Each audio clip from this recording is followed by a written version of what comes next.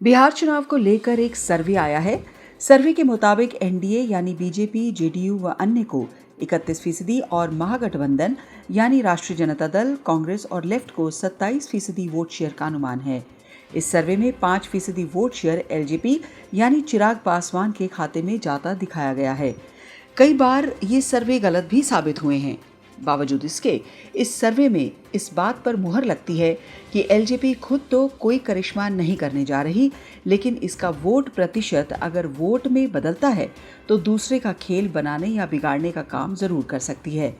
तेजस्वी ने चिराग के साथ सहानुभूति जताई है और नीतीश को अन्यायी बताया है तो यूं ही नहीं बताया है। महागठबंधन को इस चुनाव में एक नुकसान ये भी हो सकता है कि इस बार प्रवासी मजदूर वापस टिकट कटा के वोट डालने नहीं जाएंगे। कोरोना की मार सभी झेल रहे हैं, पर प्रवासी मजदूरों पर इसकी मार सबसे ज्यादा पड़ी है। कोरोना के दौरान बिहार लौटे प्रवासी मजदूरों का एक बड़ा हिस्सा वापस रोटी रोजगार के लिए दिल्ली, मुंबई और दूसरे राज्यों में जा चुका है।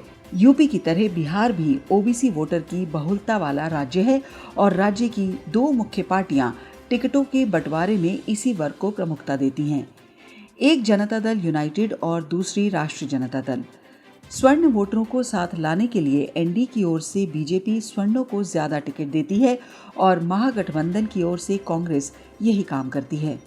बिहार में यही वजह है कि बीजेपी अभी भी जनता की नहीं बल्कि स्वर्णों की पार्टी की छवि से बाहर नहीं निकल पाई। दूसरी ओर कांग्रेस भी ब्राह्मणों की पार्टी की पारंपरिक छवि में सिमटी है। ये एक बड़ी वजह है कि बीजेपी की जेडीयू पर और कांग्रेस की आरजेडी पर निर्भरता की, क्योंकि ये साथ ना हो तो ओबीसी वोट साथ लाना मुश्किल है। अब इसी चुनाव में देख लें कि बीजेपी ने अपने 110 में से 51 टिकट स्वर्णों को दिए हैं, यानी 13% वोट बैंक को करीब 48% टिकट। इसी तरह कांग्रेस के 70 में से 34 उम्मीदवार स्वर्ण हैं। दूसरी ओर जनता दल यूनाइटेड ने अपने 116 में से 19 स्वर्णों को टिकट दिया है। उधर राष्ट्रीय जनता दल ने 12 स्वर्ण प्रत्याशी उतारे हैं।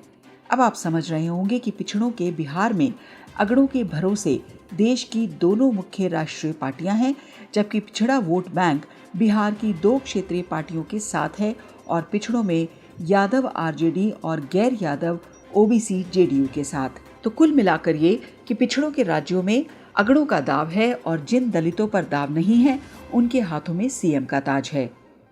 Story trend bureau.